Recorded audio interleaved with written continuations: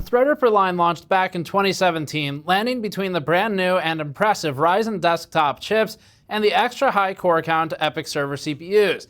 This launch lineup included the 8-core 16-thread 1900X, the 12-core 24-thread 1920X, and the 16-core 32-thread 1950X. These were production-targeted CPUs, even more so than the main Ryzen line, and they were best suited to individuals or small businesses doing rendering or heavily multi-threaded tasks. Intel's HEDT lineup was the obvious direct competition, with the 7980XE being Intel's high core count alternative to AMD's own options. There's a major difference in how Intel and AMD typically handle old inventory though, and it's that Intel almost never drops prices. AMD's 1920X launched at $800, but 2 years later, it can be found on Amazon for a quarter of that price.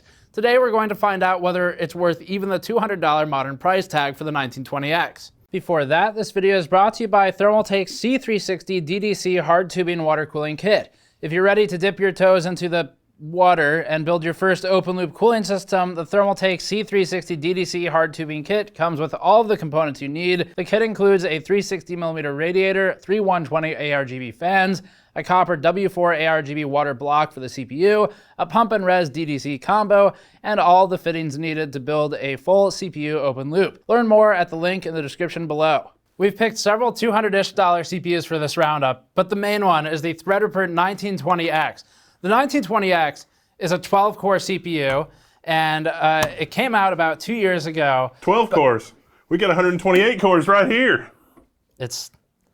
But it's 12 cores though, and it's $200. What's an order of magnitude in both directions?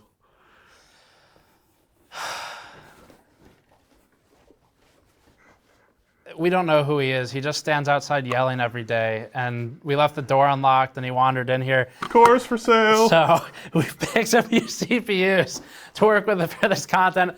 Let's get into the charts before he comes back. I'm a little frightened.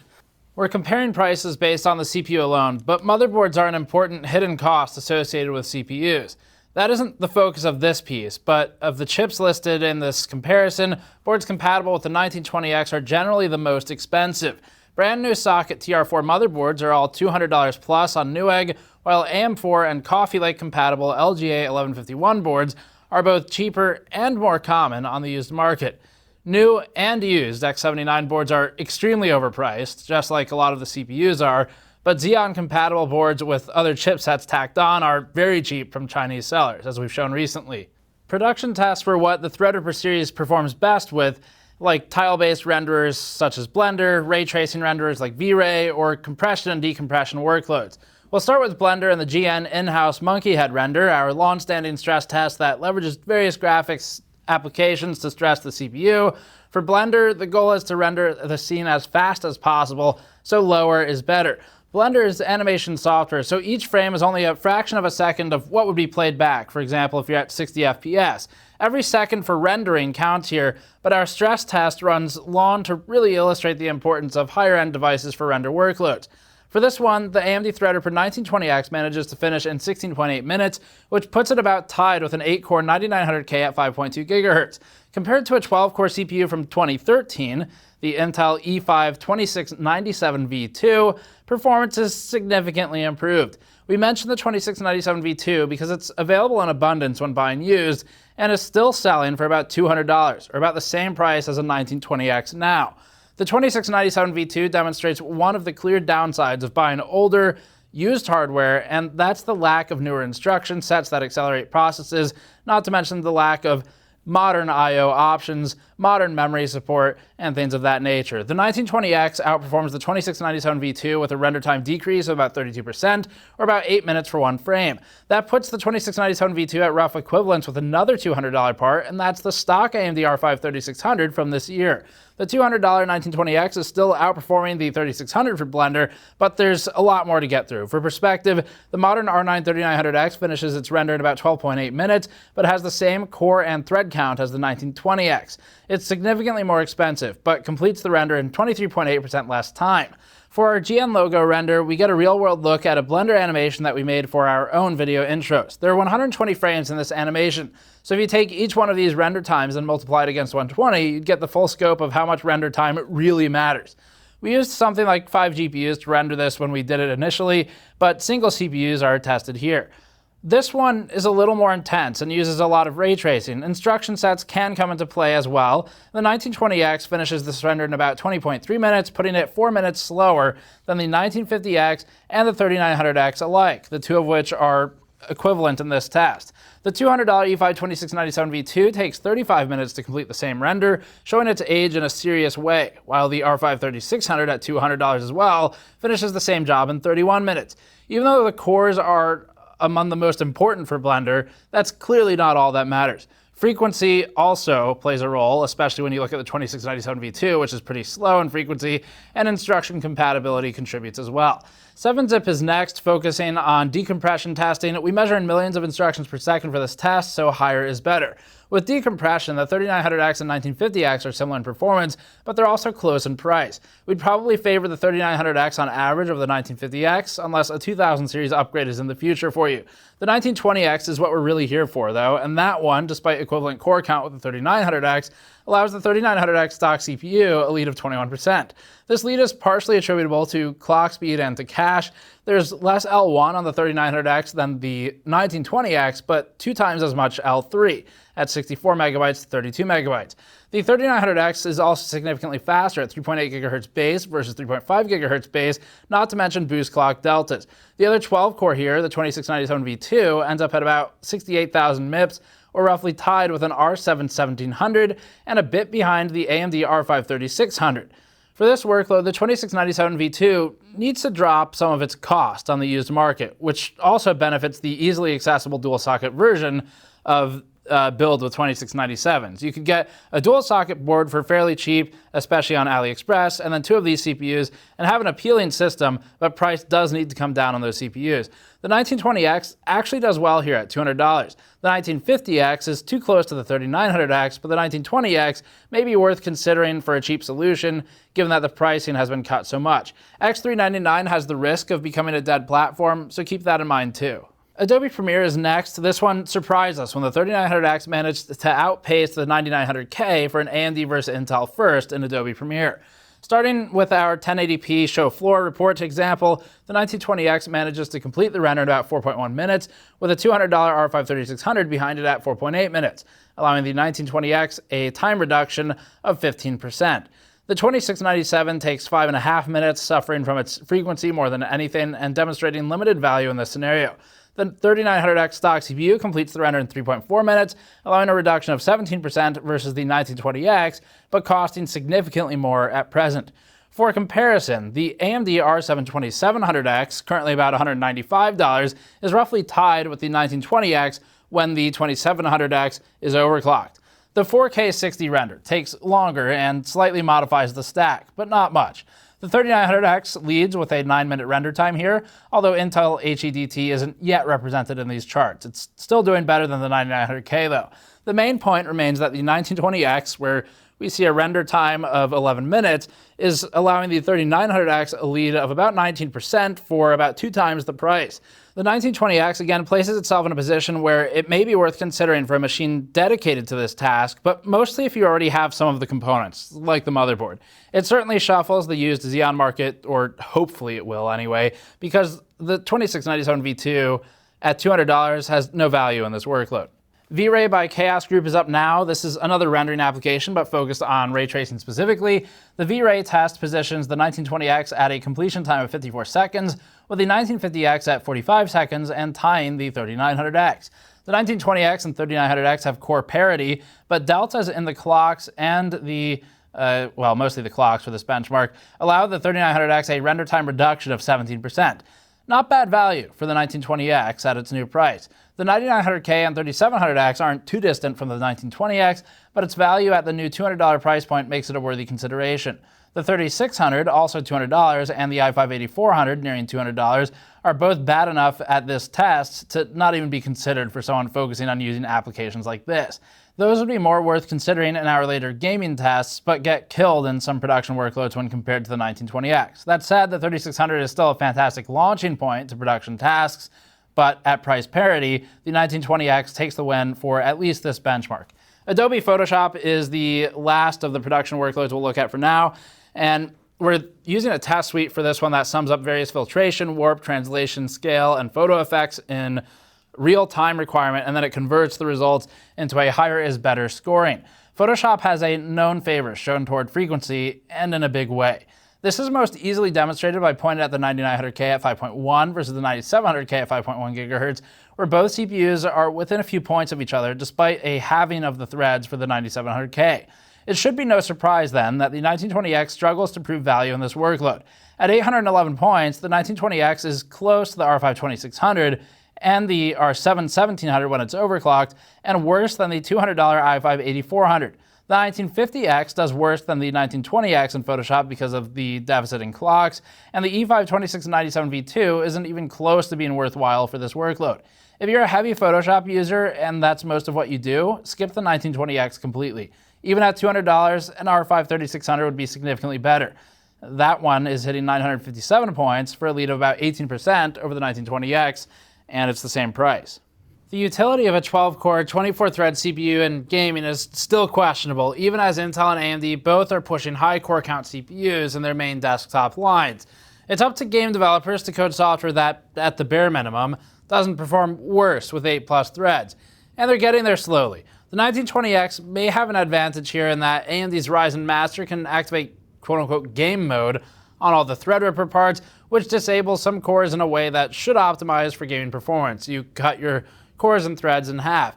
It's a pain in the ass since it requires rebooting every single time it's enabled or disabled, but it's a little easier from a user perspective than going into BIOS and manually toggling features. Starting with Civilization 6 turn time benchmarks, the 1920X scored an average turn time of 38.5 seconds, or slightly worse at 41.7 seconds with game mode enabled. Game mode disables half the cores but leaves SMT enabled, making it a 6-core, 12-thread part, essentially a 1600X. The R5 3600 reduced average turn time by 6.5% stock versus stock at 36 seconds flat, with slight improvements from disabling SMT 35.2 seconds or overclocking to 4.3 GHz 35.3 seconds. The i5 8400 was also slightly faster than the stock 1920X at 37.5 seconds, while the old E5 2697 V2 is far and away the worst performer at 47.2 seconds average. Because of its age, the Xeon uses DDR3 2400 MHz downclocked to 1866 MHz rather than the DDR4 3200 memory used with the rest of the CPUs, which isn't helpful to its performance.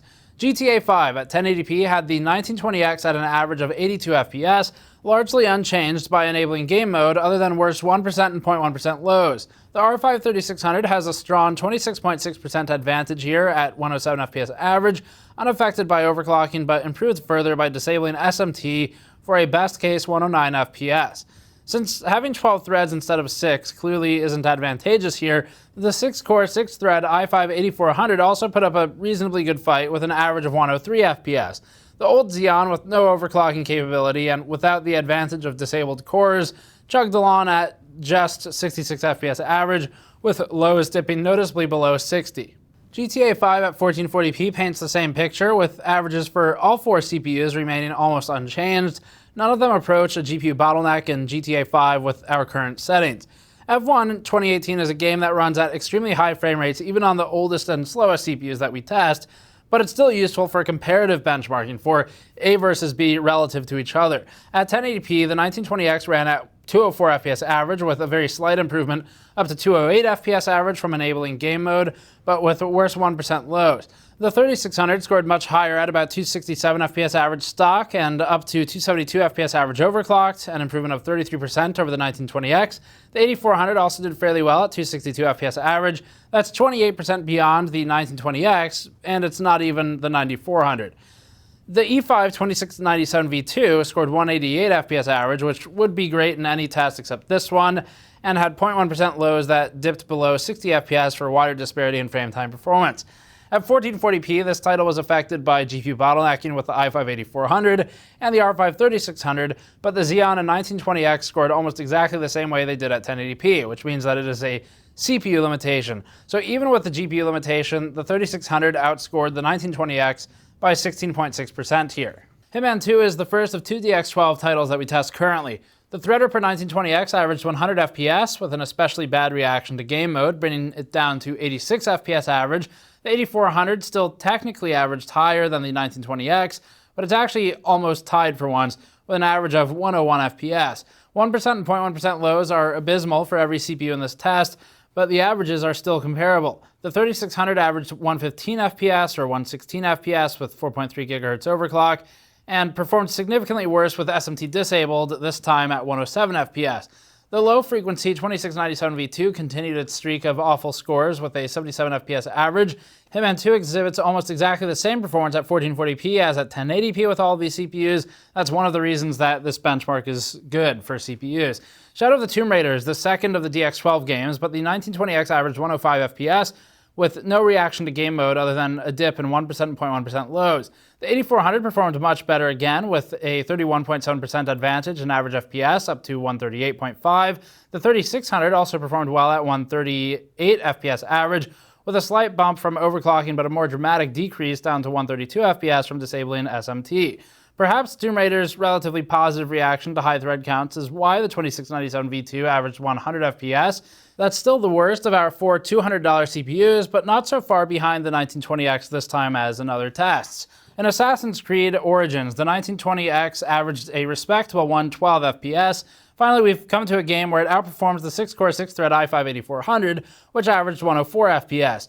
Even the R5 3600 didn't do much better than the 1920X with a 115 FPS average stock and 116 FPS average with the 4.3 GHz overclock.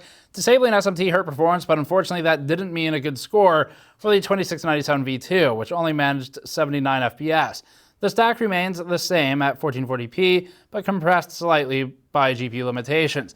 The battle benchmark for Total War Warhammer 2 is the less CPU constrained of the two benchmarks that Total War offers, but there's still some scaling.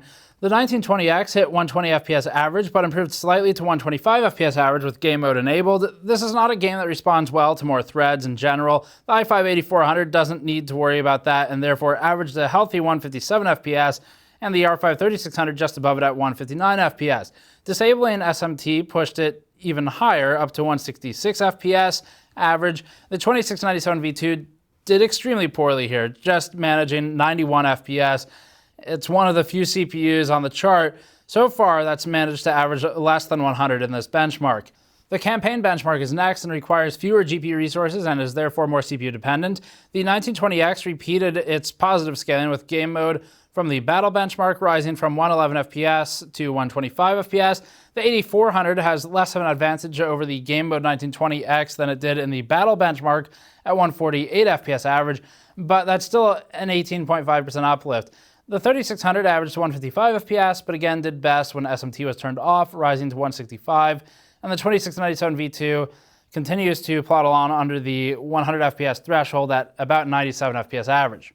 This has been a pretty casual comparison of $200 CPUs for us. We didn't really look far and wide for them. We pulled stuff that we had in-house. So 2697V2, it's a fun CPU from our perspective. It's interesting mostly because you can do stuff like dual socket with relatively cheap motherboards these days, but whether it's worth it, that's typically we're leaning towards no. It's not really worth it. The 2697V2 just still costs too much, even used. Even on eBay, it's 200 bucks. So that's just kind of in here for fun. It might be worth considering for some really specific things if you're doing dual socket, but even then, there's probably cheaper, better options with more modern everything. So what we want to see is that price come down. But more importantly, there's a couple of other things to take into account before seriously considering buying a 1920X, even at its low $200 price point. And a few of those would include the TR4, for example, socket. TR4 is not super common. It's not been around that long, so there's not really much of a used market for it yet. And X399 motherboards at present are still fairly expensive. It's not like there's this big burgeoning used market where you can pick them up for 200 bucks for something that used to be 500. You're still paying pretty close to full price for them. So that's a big thing to consider. Another one is that presently, it doesn't look like there's going to be a TR4 X399 compatible chip in the Threadripper 3 line. That might not be true. It could be that maybe the higher end ones won't be compatible. Who knows? Maybe AMD will launch a TR3 CPU that is targeted towards the existing X299 boards, but as we understand it right now, based on various rumors from other people and also leaks we've received from fairly trustworthy sources, it's our present understanding that Threadripper 3, and we'll find out soon, will not be backwards compatible with X299 boards, and those chips won't be forwards compatible with the new boards. And that brings us to the R5 3600. So this is the real comparison, 3600 and 1920X. They're both $200. One is obviously newer and has some of the newer features. It's a modern CPU, the 3600. It works with a vast array of motherboards because it's AM4, so it's got a ton of options there. Although X570, if you want PCIe 4, you should just buy X470 otherwise, and that'll save you some money. It does cost, though, the same as the 1920X, but motherboards are going to be cheaper on average for fairly high-quality ones even. So the question of, is the 1920X worth it, really boils down to the 1920X as it compares to the 3600. And the 1920X in a lot of these workloads isn't strictly better than the 3600. Gaming, for example, Threadripper's never really been a gaming CPU. It can do it, and sometimes it does it poorly, depending on, for example, 2990WX actually is a lot worse in games to the point where you really do have to cut half the cores off to get a good experience. So it's not really meant for that, though. If that's what you're doing, you should just buy the 3600 for $200. You'll be better off for it if you're just gaming. Don't fall in love with the idea of all these cores. 12-core CPU used to be $800, now $200. Don't get caught up in that just because of the price drop, because a modern part for the same price will get you a better overall platform and gaming solution. But if you're looking at something like some of the production files, the 1920X is tempting in the least, but that extra cost of the motherboard is a big thing to consider, and that should probably, the combined price is what you should be looking at. So it's not something that the 1920X isn't something that we outright recommend at its current price, but it's not something that we say don't buy either. Except for gaming only builds. But it's still a good CPU in terms of overall capabilities. It's cheap, but you need to have some use cases in mind. And if you're watching this, you might already have those use cases in mind where you can specifically leverage this amount of threads with an older platform and not necessarily need an upgrade path and still feel like you're getting a good value out of it. Otherwise, keep an eye out on TR3 and new Intel HEDT stuff coming up. Thanks for watching. If you want to see more of this, subscribe to catch additional videos. You can go to store.gamersnexus.net to support us directly, or you can go to patreon.com/gamersnexus to get access to some behind-the-scenes information. We'll see you all next time.